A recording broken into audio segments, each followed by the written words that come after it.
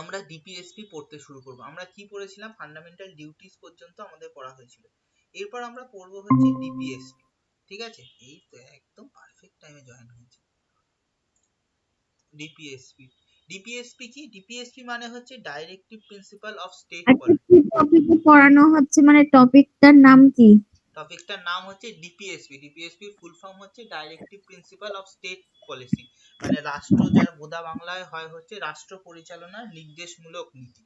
মানে কি, আমাদের যখন ফাউন্ডিং কনস্টিটিউশনের ফাউন্ডিং ফাদাররা যখন সংবিধানটা রচনা করেছিলেন, তারা এইটা মাথায় রেখেছিলেন যে আমাদের রাজ্যগুলো বা আগামী দিনে দেশ কিভাবে চলবে তার কিছু হচ্ছে নীতি আমাদের ঠিক করে দেওয়া দরকার। এবং নীতিগুলো এমন ভাবে থাকা দরকার যেন হচ্ছে সবাই সমান সুযোগ পায়, সবার কাছে সবকিছু সমান ফেসিলিটি থাকে। এবং তারা এইটাও দেখেছিলেন, এই যে আমরা নীতিগুলো বা যে নিয়মগুলো মানার কথা বলছি, সেই নিয়মগুলো হয়তো রাজ্যের ক্ষেত্রে 100% মানা কোনোভাবে পসিবল হবে না। কারণ কি? কারণ হচ্ছে প্রথমত আমাদের দেশে প্রচুর জনসংখ্যা, দ্বিতীয়ত আমাদের ইংরেজরা সমস্ত কিছু নিয়ে চলে গেছে, তাই আমাদের হচ্ছে একটা ফান্ডের একটা ক্রাঞ্চ থাকবে। তাই জন্য এই জিনিসটাকে কি করা হয়েছে, বলা হয়েছে নন জাস্টিসিয়েবল। নন জাস্টিসিয়েবল মানে কি? নন জাস্টিসিয়েবল মানে হচ্ছে এইটার কোনো কিছু কোনো একটা যদি না হয়, সেটাকে কোনো নাগরিক বা কোনো অথরিটির এগেনস্টে আমরা হচ্ছে চ্যালেঞ্জ করতে পারবো না। এই ডিপিএসপির কনসেপ্ট কোথা থেকে নেওয়া হয়েছে? ডিপিএসপির কনসেপ্ট নেওয়া হয়েছে আয়ারল্যান্ডের সংবিধান থেকে। এটা সংবিধানের কোন পার্টসে বলা আছে? পার্ট 4 এর আর্টিকেল 36 থেকে 51 এর মধ্যে বলা আছে। আগে ছিল সরি, আগে 15টা ছিল, এখন আছে হচ্ছে 18টা।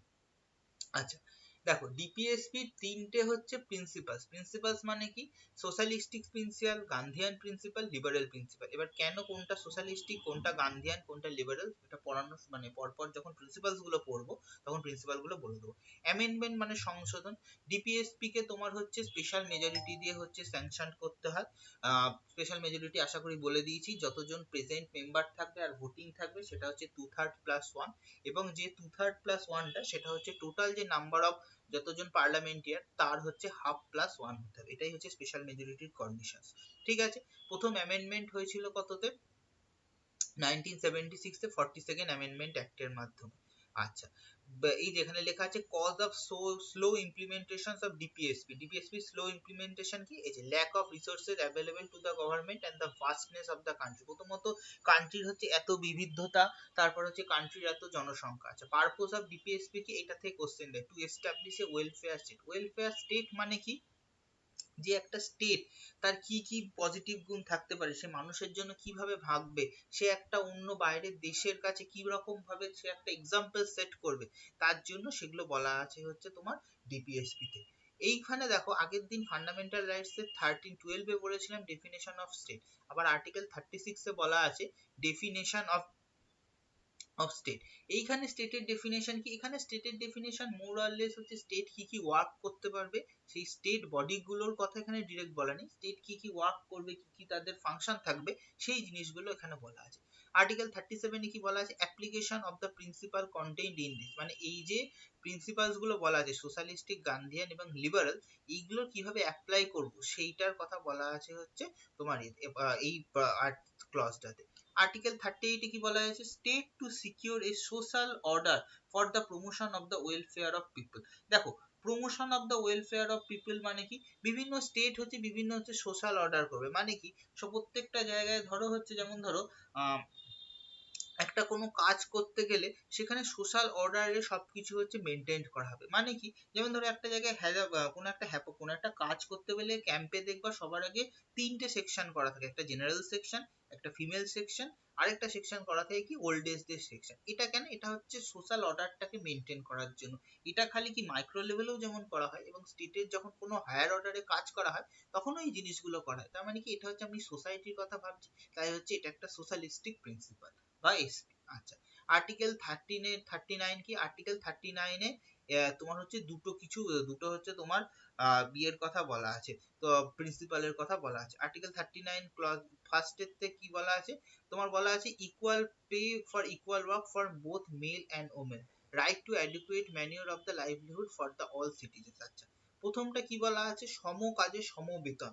মানে হচ্ছে ধর্ম মানে তোমার হচ্ছে লিঙ্গ ভেদে একজন হচ্ছে মহিলা পুলিশ অফিসারও যে চাকরি তোমার মাইনে পাবে, একজন পুরুষ পুলিশ কর্মীও সেই হচ্ছে বেতন পাবে, বরঞ্চ সোশ্যাল অর্ডার আনার জন্য মহিলা পুলিশ কর্মী কিছু সেই ইনসেনটিভ বেশি পাবে। হলো। আচ্ছা, right to adequate means of the livelihood for all citizens, মানে একজনকে থাকার জন্য তাকে ন্যূনতম যে লাইভলিহুডের যে চাহিদা সেইটা দিতে হবে। একজন যদি বস্তির মধ্যেও থাকে, দেখা হবে তার বস্তিটাও যেন ন্যূনতম প্রত্যেকদিন সেখানে যেন সুয়েজ ট্রিটমেন্ট হয়, সেখানে যেন তার বস্তিটাতেও সমস্ত কিছু পরিষ্কার থাকে, সেই জিনিসগুলোর কথা বলা হয়েছে। Article 39 A equal equal justice, এটা equal free equal justice and free legal aid to the poor. Free legal aid to the poor মানে কি, দেখবে যে সমস্ত ব্যক্তি হচ্ছে মামলা লড়তে পারে না, তাদের জন্য কি বলা হয়, তাদের জন্য বিনা পয়সায় লিগাল এডের হচ্ছে তোমার তোমার কি বলে জানো, আইনজীবী দেওয়া হয়, যারা হচ্ছে তাদের হয়ে মামলা লড়ে। এটা কেন, এর কারণটা হচ্ছে আর্টিকেল 39 এতে বলা হয়েছিল যে ফ্রি লিগাল এড প্রত্যেকটা গরিব মানুষকে দেওয়া হবে। হলো।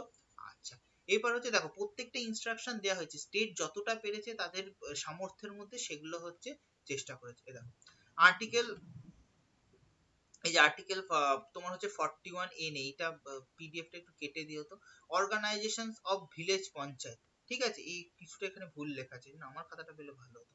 অর্গানাইজেশন অফ ভিলেজ পঞ্চায়েত মানে কি, প্রত্যেকটা গ্রাম পঞ্চায়েত করতে হবে। কেন গ্রাম পঞ্চায়েতটা করা হয়েছে, গ্রাম পঞ্চায়েতটা করার কারণ হচ্ছে একদম তৃণমূল স্তরে, তৃণমূল মানে তৃণমূল কংগ্রেস দল, একদম তৃণমূল মানে একদম হচ্ছে তোমার একদম গ্রাস মানে একদম নিচের স্তর পর্যন্ত প্রত্যেকটা মানুষ যাতে তোমার সংবিধানের গণতন্ত্রে মানে তোমার আর কি অধিকার আর অধিকার বা অংশগ্রহণ করতে পারে, তার জন্য হচ্ছে ভিলেজ পঞ্চায়েতের কথা বলা হয়েছে। যেমন সোনিয়াদের 3টে ভোট দিতে হয়, গ্রাম পঞ্চায়েত, পঞ্চায়েত সমিতি, জেলা পরিষদ, 3বার কাগজের মধ্যে ওই ছাপটা মারতে হয়, দিয়ে হচ্ছে বাক্সের মধ্যে ঢোকাতে হয়। এবার কতটা ভোট হয় আমি জানি না, নিয়ম হচ্ছে এটা। হলো। আচ্ছা, আর্টিকেল 41 এ কি, এবার হচ্ছে right to work, to educate and to public assistance in certain cases, মানে হচ্ছে প্রত্যেকটা জায়গায় কাজের সুযোগ দিতে হবে, শিক্ষার অধিকার দিতে হবে, এবং কোনো কাজে যদি পাবলিকের সহায়তা লাগে সেইটা হচ্ছে সরকারকে প্রোভাইড করতে হবে। দেখো article 40 for provision for the just and human condition works and maternity, এই যে তো কারোর যদি ম্যাটারনিটি কেস হয় তাকে ম্যাটারনিটি রিলিফ দিতে হবে, তার জন্য বিভিন্ন তোমার দেখবে আইন আছে এবং বিভিন্ন তোমার নর্মস গুলো আছে, সেগুলো কোথা থেকে এসেছে, এই আর্টিকেল 42 তে বলা আছে। আচ্ছা, আর্টিকেল 43 কি, living wedge for the workers, এই যে তোমরা পড়াচ্ছ, তোমাদের তো বলতে পারতো যে মাইনে দেবো না, কেন দেয়, এই যে লিভিং ওয়েজ, তুমি কাজ করছো তার জন্য তোমাকে মাইনে দিতে হবে, এটা হচ্ছে বলা ছিল, এইটার জন্য সরকার বিভিন্ন হচ্ছে আইন তৈরি করেছে। হলো। আচ্ছা, এবার হচ্ছে article 43 A, পার্টিসিপেশনস of workers in the management of the industries, মানে কি, ধরো আগে যে বিভিন্ন যে শিল্প কারখানায় সেখানে যে ম্যানেজমেন্ট হবে, সেখানে ম্যানেজমেন্টে মানে ওয়ার্কার্সদের কথা বলার জন্য যারা আর কি লেবারার, তাদের থেকেও হচ্ছে থাকবে, কি বলে যেন, প্রতিনিধি থাকবে, যাতে সবার কথাটা সবাই সমানভাবে তুলতে পারে। হলো। 43 বি কি, promotion of cooperative society, cooperative society গুলো দেখবি বিভিন্ন, তো সেই কোঅপারেটিভ সোসাইটি যেগুলোতে কোঅপারেটিভ ব্যাংকস গুলো হয়, যেগুলো থেকে হচ্ছে লোন দেয়, সেই দেয়, এগুলোর কারণ হচ্ছে এই কোঅপারেটিভ সোসাইটি গুলো তৈরি করা, যাতে হচ্ছে ছোট ছোট মানুষের মধ্যে সব এঙ্গেজমেন্ট গুলো হয়। আচ্ছা, আর্টিকেল 44 কি, ইউনিফর্ম সিভিল কোড লিবারেল, এই জায়গাটা হচ্ছে ভীষণ মানে বোঝার জায়গা। দেখো ইউনিফর্ম সিভিল কোড মানে কি, আমাদের দেশে দুটো আইন হয়, একটা হচ্ছে পার্সোনাল ল, আর একটা হচ্ছে ক্রিমিনাল। পার্সোনাল ল, ক্রিমিনাল লটা কি, ধরো একজন, আমি যেহেতু একদম গোদা বাংলায় বলছি, দেখ ক্রিমিনাল লটা কি, একজন যদি হিন্দু ছেলেও খুন করে তাকেও যে আইপিসি তে সাজা হবে, একজন মুসলিম ছেলেও যদি খুন করে তারও আইপিসি তে তাই সাজা হবে। এটা কি আমাদের ক্রিমিনাল লতে ইউনিফর্মিটি আছে, ইউনিফর্মিটি মানে হচ্ছে একই জিনিস। সিভিল ল এর ক্ষেত্রে কি, যেমন ধর আমাদের ক্ষেত্রে ধর কারোর যদি হয়, কি বলে যেন, কারোর যদি ধর ডিভোর্স হয়, ডিভোর্সটা দিয়েই বোঝায়, যেটা মানে ডিবেটেবল, ডিভোর্স যদি হয় তাহলে কি হয়, হিন্দু ম্যারেজ অ্যাক্টে রেজিস্ট্রি করে যদি বিয়ে হয় তাহলে তাকে ডিভোর্সের জন্য এক হতে পারে মিউচুয়াল কনসেন্টে ডিভোর্স, না হলে তাকে লম্বা একটা ডিভোর্সের প্রসেস আছে, সেখানে অ্যালিমনি দিতে হবে, সে অ্যালিমনি কোর্ট কেস হবে, তারপর হচ্ছে সেই ডিভোর্সটা হবে। কিন্তু মুসলিমদের ক্ষেত্রে কি হয়, তালাক, তালাক দিলে সেই ডিভোর্সটা হয়ে যায়, এবং সেখানে সব সময় যে তোর যে মানে স্ত্রীরা যে সেই প্রপার্টিটা ফেরত পাবে বা তো টাকাটা পাবে তাতে নেই। এবার তালাকের ইনস্ট্যান্ট ট্রিপল তালাকে ছিল কি যে কোনো ভাবে হচ্ছে তালাক তালাক তিনবার তালাক বললে তালাক হয়ে যেত, কিন্তু পরবর্তীতে আইন করে বা সুপ্রিম কোর্টের ইয়েতে যে ইনস্ট্যান্ট ট্রিপল তালাককে তোর হচ্ছে ব্যান করে দেওয়া হয়েছে। কিন্তু কি এই যে পার্সোনাল ল এর ক্ষেত্রে, সেই পার্সোনাল ল এর ক্ষেত্রে তোর হচ্ছে এই হচ্ছে ইউনিফর্মিটিটা নেই। এই কিন্তু আমাদের গান্ধীয়ান প্রিন্সিপালে এই সরি লিবারেল প্রিন্সিপালে বলা ছিল যে এই যে তোর হচ্ছে পার্সোনাল ল, সে পার্সোনাল লতে ইউনিফর্মিটি আনা যাবে। বুঝতে পেরেছিস ইউনিফর্ম সিভিল কোড কি?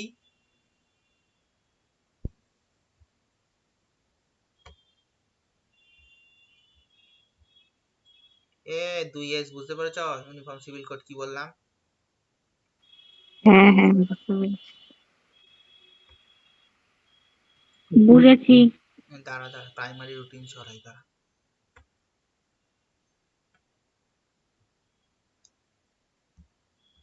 আচ্ছা, আর্টিকেল 45 কি? Provisions for early childhood care to the education for the children between age to 6 to 14। দেখো এইটার কনসেপ্টকে কাজে লাগিয়ে আগের দিন বোঝাচ্ছিলাম মনে আছে 21-এর এতে 6 থেকে 14 বছর পর্যন্ত শিক্ষারও ইয়ে দিতে হবে। এইটার কনসেপ্টটা কাজে রেখে এটাকে ফান্ডামেন্টাল রাইটস এ না রেখে, যেহেতু একটা খুব বেসিক জিনিস এডুকেশনটা, ওই জন্য ফান্ডামেন্টাল রাইটস এ রাখা হয়েছে। কেন ফান্ডামেন্টাল রাইটস এ রাখা হয়েছে? কারণ ফান্ডামেন্টাল রাইটস হচ্ছে জাস্টিসিয়েবল, কেউ না হলে আর কি চ্যালেঞ্জ করতে পারবে, যাতে এটা ভাস্ট ইমপ্লিমেন্টেশন হয়। ওই জন্য এই জিনিসটাকে তোমার হচ্ছে ফান্ডামেন্টাল রাইটস এ রাখা আছে। দেখো কি বলেছে article 40, promotion of education and economic interest of SC ST and other weaker section. এই যে তোমার দেখবে বিভিন্ন এসসি এসটি দের স্কলারশিপ, ওবিসি দের যে স্কলারশিপ গুলো আছে সেইটা সম্বন্ধে ইয়ে করার জন্য তোমার এই প্রমোশন করা হয়েছে। তারপরে কি দেখো আর্টিকেল 47 কি বলেছে? Duty of the state to raise the level of nutrition and standard of living in the public health, intoxicating drinks and the which is injurious to health. দেখো কি বলেছে তোমার হচ্ছে আর্টিকেল দেখো বাচ্চাদের মিড ডে মিল কেন দেওয়া হয় সব জায়গায়? কারণ কি এই যে এই কথাটা বলা আছে নিউট্রিশন লেভেল আর স্ট্যান্ডার্ড অফ লিভিং কে হচ্ছে ইমপ্রুভমেন্ট করতে হবে। আর্টিকেল 48 কি? Organisations of agriculture and animal husbandry prohibitions of cow slaughter. যেমন হচ্ছে তোমার হচ্ছে যতটা সম্ভব গো হত্যাকে বন্ধ করতে হবে, এবং এগ্রিকালচার এবং অ্যানিমাল হাজবেন্ডারিকে তোমার হচ্ছে ইমপ্রুভ করার জন্য দেখবা সরকার একটা বহুত পরিমাণ টাকা কৃষি ক্ষেত্রে হচ্ছে খরচ করে। কৃষকরা লোন নেয় অ্যানিমাল হাজবেন্ডারি করার জন্য, এগ্রিকালচারের জন্য কৃষকদের খুব কম সুদে ঋণ দেওয়া হয়, তার কারণ হচ্ছে এইটা। আচ্ছা, আর্টিকেল 48 কি? Protections and the improvement of forest and wildlife. দেখবা আমরা কোনো জায়গায় যদি ফরেস্টে ঘুরতে যাই বা ওয়াইল্ড লাইফ স্যাংচুরিতে ঘুরতে যাই, আমাদের টিকিট কেটে দেখতে হয়। কারণ কি? সেই টিকিটের মাধ্যমে যে টাকাটা হচ্ছে সেটার মেনটেনেন্স করার জন্য। কেন মেনটেনেন্স করছে? কারণ ডিপিএসপি তে তোমার বলা আছে যে প্রোটেকশন আর ইমপ্রুভমেন্ট করতে হবে ফরেস্ট এবং ওয়াইল্ড লাইফের জন্য। আচ্ছা, তারপরে কি article 49, protections of building and monuments which are of national importance, মানে যেগুলো জাতীয় স্তরে ভীষণ ভাবে ইম্পর্টেন্ট, যেমন ধরো লাল কেল্লা, তারপরে হচ্ছে ইন্ডিয়া গেট, কলকাতা মিউজিয়াম, বা ধরো ভিক্টোরিয়া মেমোরিয়াল, এই জিনিসগুলোর হচ্ছে প্রোটেকশন করতে হবে, আর হচ্ছে সেগুলোর হচ্ছে মনুমেন্টস গুলোকে প্রত্যেকদিন হচ্ছে মেনটেনেন্স করতে হবে।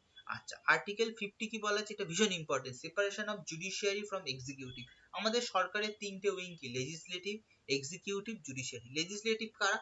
যারা মন্ত্রী তোমার হচ্ছে মন্ত্রী সাংসদ, এরা এরা হচ্ছে আইনটাকে বানাবে।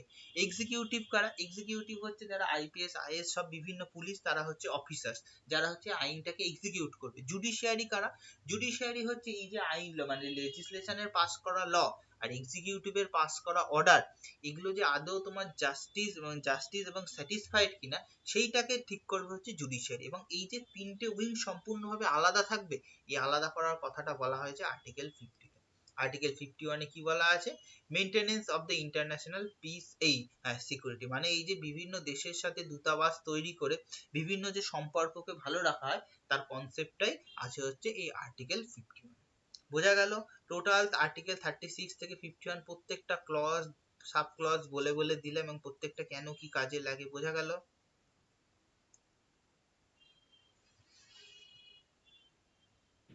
বুঝে গেছি স্যার। এ পার্লামেন্ট পড়বি? দাঁড়া দেখি পার্লামেন্ট কটা পেজ। 19, 21, একটা, দুটো, তিনটে, চারটে।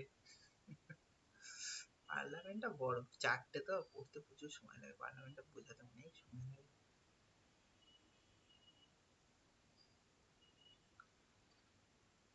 না, পার্লামেন্টটা চাপ দেবো না, পার্লামেন্টে একটু মানে বোঝার জিনিস আছে। আর্টিকেল 51 পর্যন্ত পড়, ডিপিএসপিটা পড়, আর কোনো জায়গা হচ্ছে কোনো অসুবিধা কিনা সেই জিনিসগুলো বল, সেগুলো হচ্ছে বলে দেবো।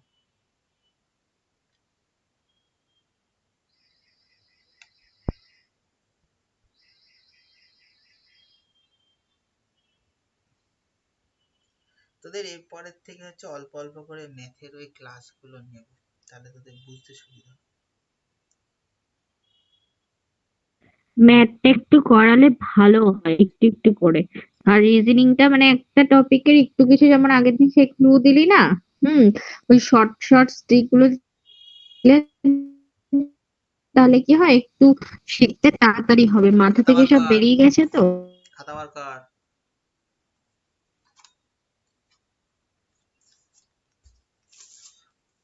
আজকে সহজ চ্যাপ্টার করি। আরে তোকে আজকে বলিনি, তুই পরের দিন থেকে কর। ও সেটা বল, নাহলে আমি এইচসিএফ এলসিএম করে দিতাম আজকে। এইচসিএফ এলসিএম এ কিছু ভালো ভালো মানে অঙ্ক আছে,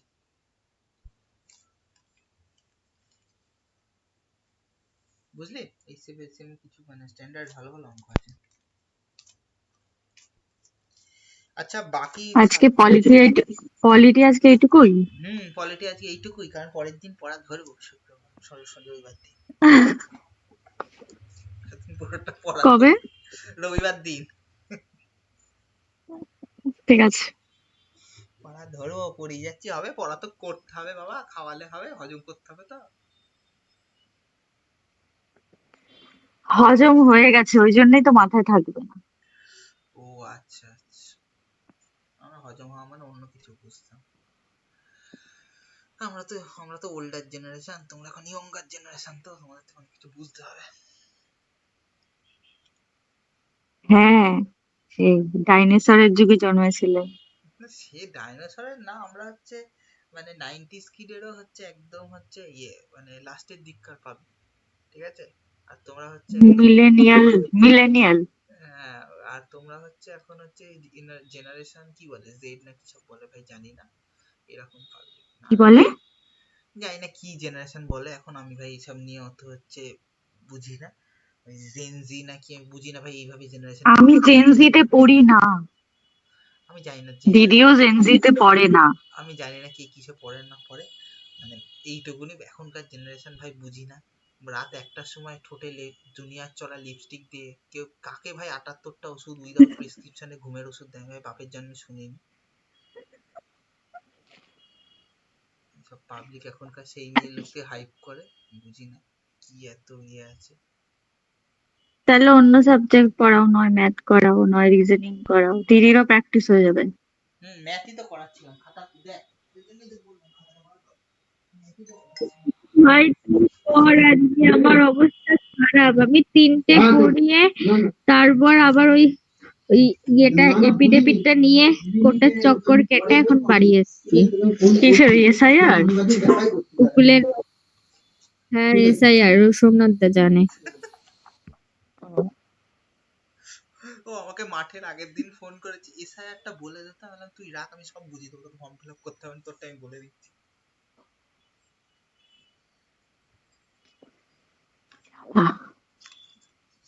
তুই আমাকে যেদিন ফোন করেছিস তার পরের দিন আমার কেপির মাঠ ছিল।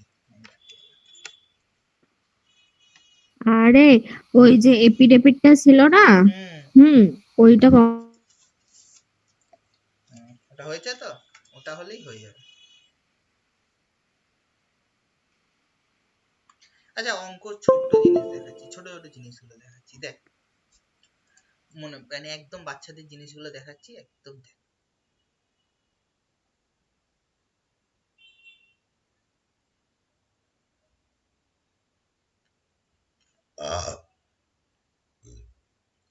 দেখ, এই স্ক্রিন দেখা যাচ্ছে?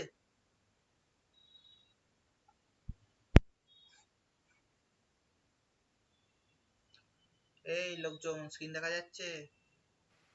হ্যাঁ হ্যাঁ দেখা যাচ্ছে। আচ্ছা দেখ, এই আমার বাড়ির লোকজন কি সব বলবে তোকে? আবার কি বল?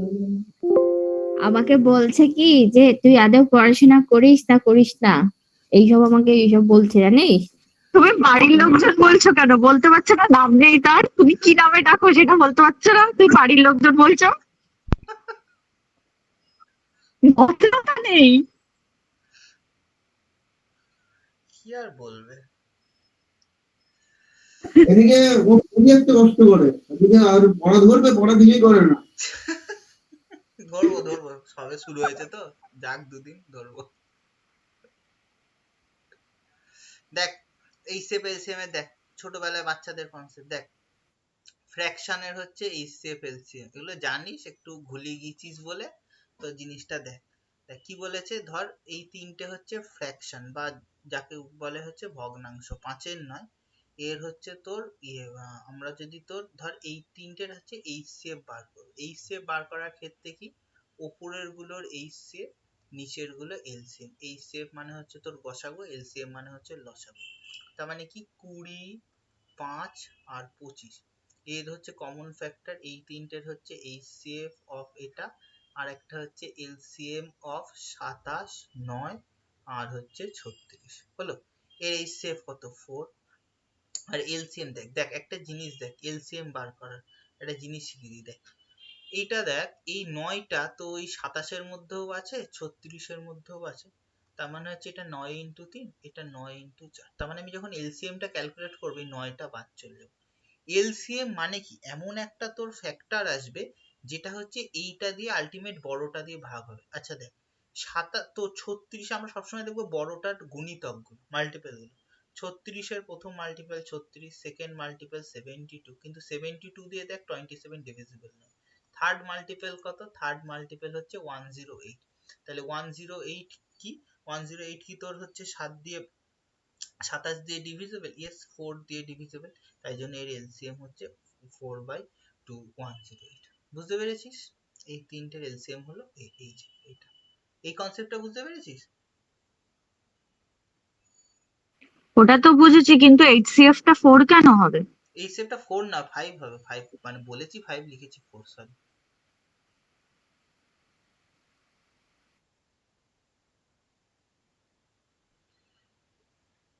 হয়ে গেল। আচ্ছা দেখ, এবার সেম নাম্বারের দেখ 20/27, তারপরে হচ্ছে 5/9, তারপরে 25/36, এই কটার ধর এলসিএম বার করবো, যেটা বলবে সেটা ওপরে কাজ হবে।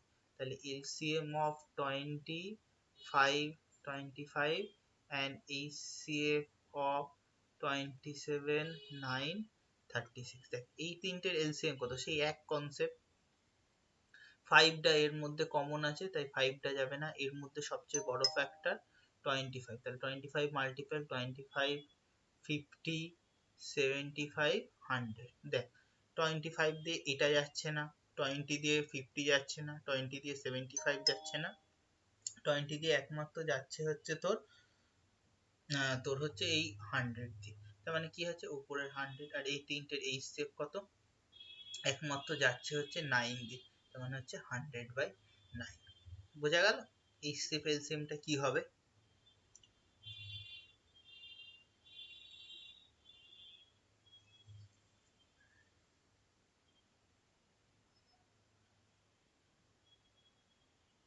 বুঝতে পেরেছিস?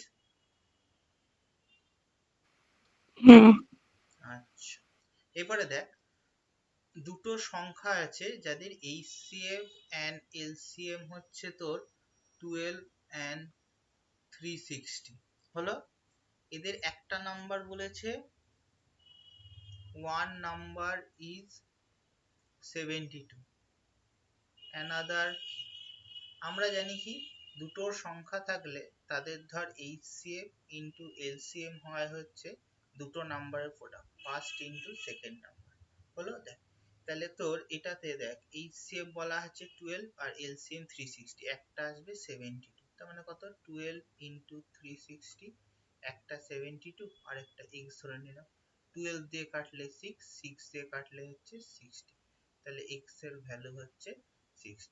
এবার অ্যান্সার লিখতে পারিস, অ্যান্সার লেখার দরকার নেই, আমি ডেসক্রিপটিভ প্র্যাকটিস করছিলাম তো। Another number is 60। বোঝা গেল?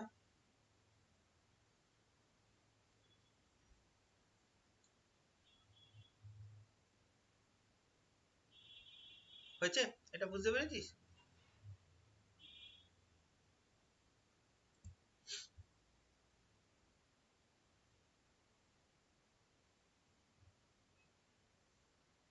এ বুঝেছিস? বল। হ্যাঁ, হ্যাঁ হ্যাঁ বুঝেছি।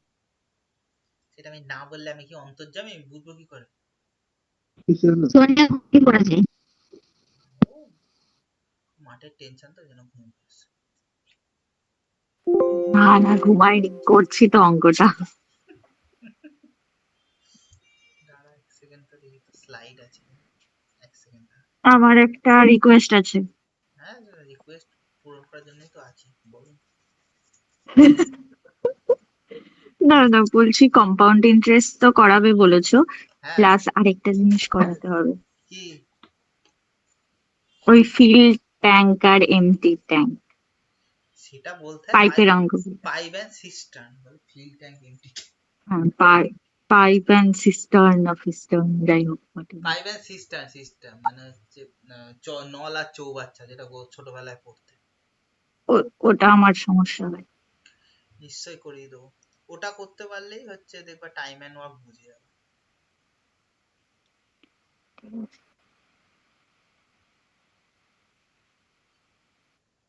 কি মেসেজ করে গো? ধরো, চলো এবার দেখো, এবার একটা অঙ্ক। এবার দেখো কি লেখা আছে, অঙ্কটাকে আমি লিখি তাহলে অঙ্কটা বুঝতে পারলে। The HCF and the sum of two numbers are 15 and 120. How many, আমি লিখে নি তারপর বোঝাচ্ছি। How many such pair is possible? Wait. যা যা করা থাকবে এগুলো একটু খাতায় পিছনে নোট ডাউন করে রাখো। আমি যখন ক্লাসে বলি এইটা করাবো, আমাকে জাস্ট সকালবেলা একটু রিমাইন্ডার দিয়ে দেবে, আমি তাহলে করি দেবো। আমাকে তো সাজাতে হবে, দুম করে কঠিন অঙ্ক করাতে গেলে তো বুঝতে পারবে না, তাই জন্য। দেখো, বলেছে দুটো সংখ্যা আছে, তাদের গসাগু হচ্ছে 15। আর কি বলেছে, সংখ্যা দুটোর যোগফল হচ্ছে 120। এরকম কত জোড় সংখ্যা হতে পারে? দেখো, তাহলে সংখ্যা দুটো কি ধরলাম আমরা? ধরলাম একটা 15A আর একটা 15B। এবার আমাকে কি বলেছে, সংখ্যা দুটোর যোগফল মানে সাম বলেছে 120। তাহলে 15A প্লাস 15B হচ্ছে 120। তাহলে 15A প্লাস B 120। তাহলে A প্লাস B সমান সমান কত? 120/15 8 হলো। তার মানে কি, এমন দুটো সংখ্যা তার থেকে 15টা কমন নিয়ে নিলে, মানে তাদের মধ্যে হাইয়েস্ট কমন ফ্যাক্টর হচ্ছে 15, তারপরে তাদের যোগফল 8। এবার 8কে আমি কি কি নাম্বারে সাজাতে পারি? দেখো, 1 7, 1 প্লাস 7, আরেকটা হতে পারে 7 প্লাস 1, আরেকটা কি হতে পারে দেখো 2 প্লাস 6, 6 প্লাস 2। কিন্তু ভালো করে দেখ, 2 প্লাস 6 বা 6 প্লাস 2 এটা কি হবে? এদের থেকে তো দুই ফ্যাক্টর কমন চলে আসছে, তাহলে তো আর তখন এই শেপটা 15 থাকবে না, এই শেপটা তো 13 হয়ে যাবে, তার মানে এইটা হবে না। তাহলে কি আসবে, মানে গোদা বাংলায় মৌলিক সংখ্যা আসবে। তার মানে কত আসবে? 3 5 আর 5 3। আর কিছু হবে? 4 4 হবে না, সে একই চলে আসবে। 6 2 হবে না। তার মানে কি আসবে, সেরকম কতগুলো পেয়ার পসিবল? মোট 4টে, 1 2 3 4, তার মানে আসবে 2 পেয়ার পসিবল। পেয়ারের ব্যাপারটা আরেকবার বল। পেয়ার মানে হচ্ছে তোর জোড়। পেয়ার মানে হচ্ছে গোজা বাংলায় কত জোড় সংখ্যা পসিবল। যেমন ধর, দুটো সংখ্যা কি হতে পারে? 15 আর 7 15 105, দুটোর যোগফল হচ্ছে 120। ধর হতে পারে 105 15।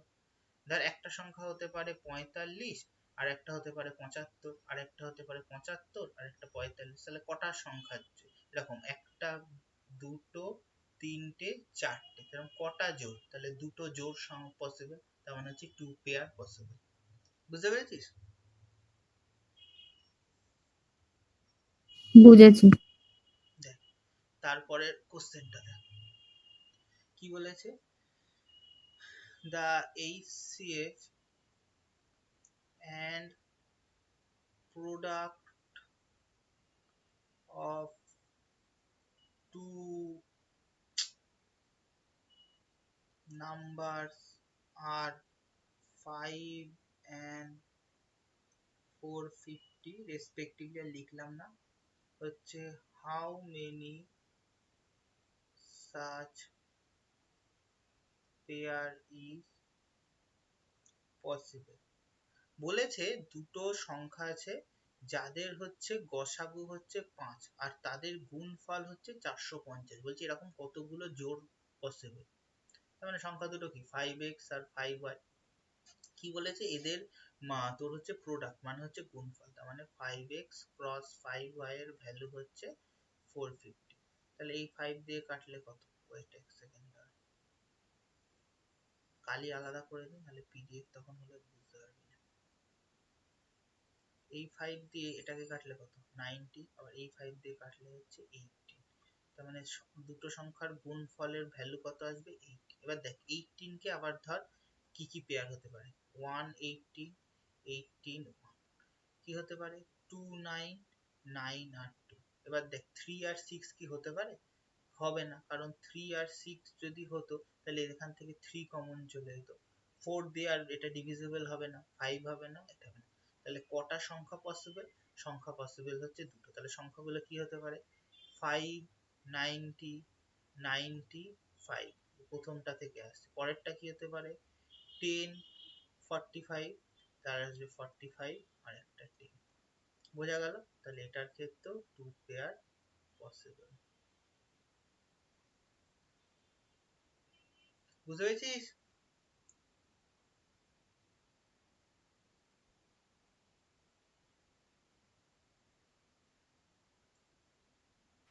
হ্যাঁ বুঝেছি, দেখ বুঝেছি। তারপরে দেখ পরের অঙ্ক দেখ কি বলেছে। দা এইচসিএফ, দেখ গুড সচরাচর অঙ্ক আসবে গুণফল একটা সংখ্যা এইচসিএফ এলসিএম বার করতে পারবে সহজ স্ট্যান্ডার্ডে, কিন্তু এই ধরনের অঙ্ক আসলেও তো আমাদের করে যেতে হবে না, এগুলো তো একটু বেসিক স্ট্যান্ডার্ডের অঙ্ক। The HCF and LCM of two numbers are 12 and 504। এই same concept, how many such pair is possible। এরকম কতগুলো পেয়ার পসিবল। তাহলে দুটো সংখ্যা কি? একটা হচ্ছে 12x আর একটা 12y। আচ্ছা এদের লসাগু কত? 12 কমন নিলে x হয়। তাহলে এদের এলসিএম কত? 12x হয়। বোঝা গেল? তার মানে কি আমার কোশ্চেন অনুযায়ী 12xy হচ্ছে 504। আচ্ছা 504 কে দিয়ে 12 কাট, এখানে কত থাকবে? 4 বারং 48, 2 42। তাহলে xy এর ভ্যালু কত? 42। তাহলে দেখ কি কি হতে পারে? 42 কে মৌলিকের গুণ, 1 ইন্টু 42, 42 ইন্টু 1, 2 ইন্টু 21, 21 ইন্টু 2। দেখ এদের মধ্যে থেকে আর কেউ কমন থাকবে না। 3 ইন্টু 14, 14 ইন্টু 3। আর একটা কি হতে পারে? 6 ইন্টু 7, 7 ইন্টু 6। তার মানে কটা সংখ্যা? 1, 2, 3, 4, 5, 6, 7, 8। তার মানে আসবে হচ্ছে 4টে যোগ, 4 পেয়ার is possible।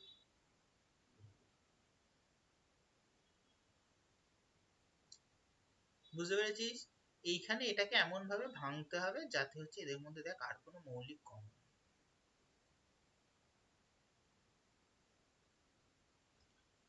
বুঝলি?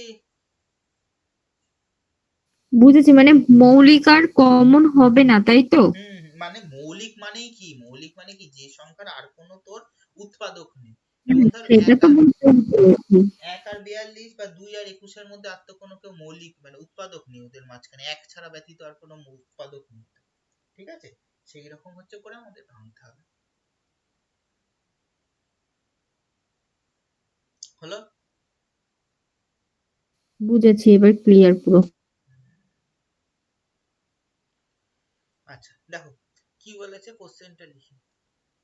Find the greatest number that will divide 50 and 63। পাড়াতে প্রত্যেক দিন পিকনিক, বাপরে বাপ। Reminder 2 and 3 respectively। দেখো দেখ কি বলেছে, সবচেয়ে বড় গ্রেটেস্ট নাম্বার মানে এইচসিএফ বা গসাগু বার করতে বলেছে, যেটা দিয়ে তোর এই 50 আর 63 কে ভাগ করলে তাদের শেষে 2 আর 3 হচ্ছে ভাগশেষ থাকবে, রিমাইন্ডার মানে হচ্ছে তোর ভাগশেষ। ঠিক আছে, থাকবে। তার মানে আমি কি করবো, এই দুটো, তার মানে এই দুটো থেকে 50 থেকে যদি 2 সরিয়ে নিই আর তোর 63 থেকে যদি 3 সরিয়ে নিই, তাহলে যে দুটো ভ্যালু বেরোবে এই দুটো ভ্যালুর যে এই শেপ, তাহলে সেটা বার করলে আমার বেরিয়ে যাবে। তাহলে 48 আর 60 তোর এই শেপ বার কর, 4 ডিরেক্ট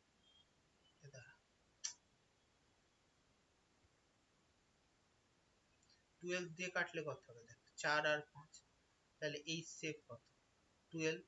এবার দেখ 12 কে তোর হচ্ছে 50 দিয়ে ডিভাইড কর,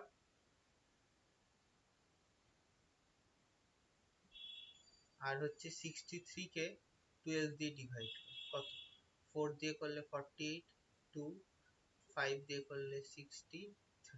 তার মানে আমার কি বলেছিল, দেখ অঙ্কের সাথে মিলল, বলেছিল 2 রিমাইন্ডার আর 3 রিমাইন্ডার এটার সাথে, আর কত সবচেয়ে বড় সংখ্যাটা 12, মানে অ্যান্সার হচ্ছে। বুঝতে পেরেছিস কি করলাম?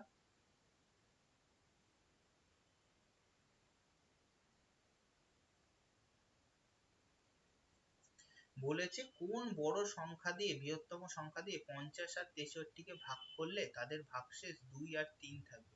মানে 2 3 না যদি থাক, 2 3 কে যদি আমি আগে থেকেই না বাদ দিয়ে দিই, তাহলে তাদের কোনো ইয়ে থাকবে না, ভাগশেষ থাকবে না। এবার সবচেয়ে বড় সংখ্যাটা কি, বড় সংখ্যা বার করার জন্য আমার বার করতে হয় হচ্ছে গসাগু বা হচ্ছে এইচসিএফ। আমি সেইটাই করলাম এখানে, ব্যাস আমার বেরিয়ে গেল গসাগু বার, আমি করে দেখিয়ে দিলাম 2 আর 3 ভাগশেষ থাকছে। বুঝেছিস? ইয়েস। আচ্ছা চল পরেরটা দেখ। এর পরেরটা কি বলেছে, find the greatest number that will divide 55, 127 and 175, leaving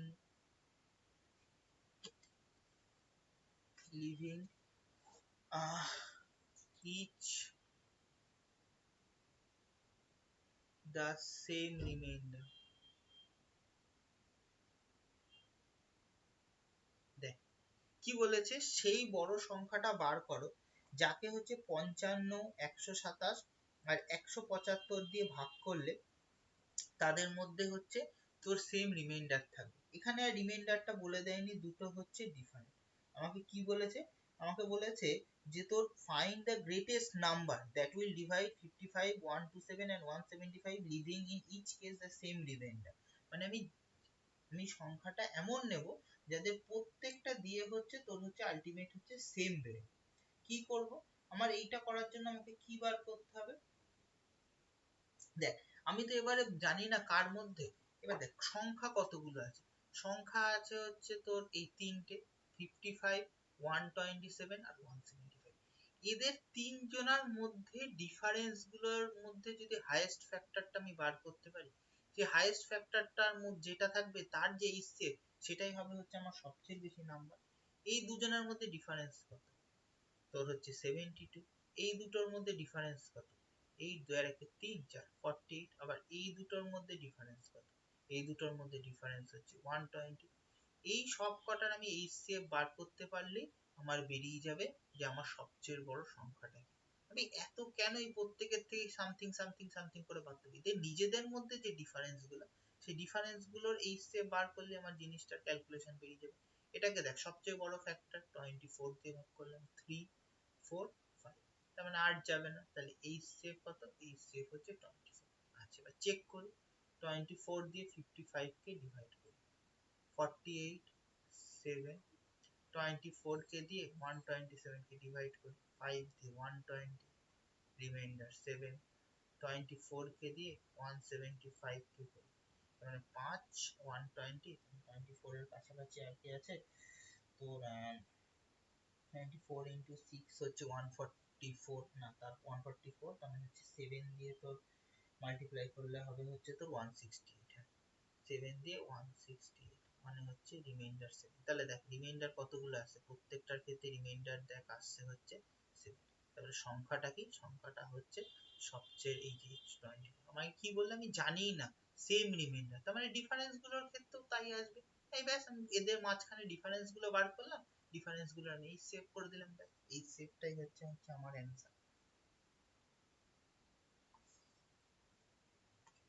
বোঝা গেল?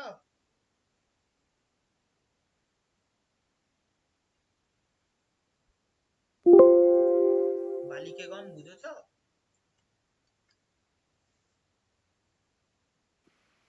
হ্যাঁ বুঝেছি। আরেকটা হয়ে গেল, বুঝেছিস? হ্যাঁ বুঝে গেছি। খুব ভালো করেছিস। এবার দেখ পরের অঙ্কটা। এটা এত চাষ টাইম লাগে। দেখ কি বলছে, যে বলেছে একটা তোর হচ্ছে ঘরের হচ্ছে একটা তোর ফ্লোর আছে, ফ্লোরটার হচ্ছে তোর ইয়ে বলেছে তোর লেন্থ বলেছে 160 মিটার আর উইথ বলেছে তোর 140 মিটার হলো। বলেছে তোর এইরকম, এবার বলেছে এগুলো এটাকে সাজাতে হবে তোর এক একটা স্কোয়ার টালি দিয়ে বলছে এরকম মিনিমাম কতগুলো স্কোয়ার টালি। কি করে করব দেখ, স্কোয়ার টালি বার করতে গেলে এদের দুজনার হচ্ছে যে লেন্থ আর ব্রেথ বলেছে তাদের হচ্ছে আমি এই শেপ বার করব।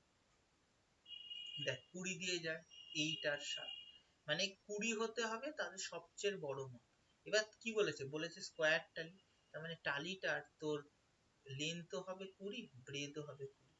এবার সংখ্যা বার করতে গেলে আমাকে কি করতে হয় ছোটবেলায়, টোটাল জায়গাটার ক্ষেত্রফল আর এক একটা টালির ক্ষেত্রফল, এটা দিয়ে এটা, এটা দিয়ে এটা কাট, তাহলে কত আসবে 20 দিয়ে 8, 20 দিয়ে হচ্ছে 7, টোটাল হচ্ছে 56টা টালি লাগবে। এই মজার অঙ্ক, বুঝতে পেরেছিস কি করলাম অঙ্কটা?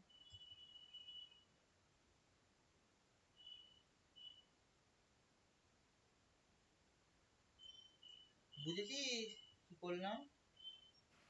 হ্যাঁ বুঝতে পেরেছি। দেখ এবার কি বলেছে তোর, একটা বলেছে find the number nearest to 1 2 3 4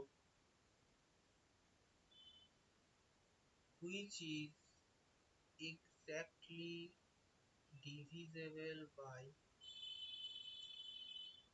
সে হরপ্পার ভাষার হাতের লেখা হয়ে যাচ্ছে, divisible by 356 বলেছে 1234 কাছাকাছি একটা সংখ্যা বার করো যেটা হচ্ছে 3 5 6 দিয়ে সম্পূর্ণভাবে বিভাজ্য। তার মানে কি, এর হচ্ছে লসাগু বার করতে হবে।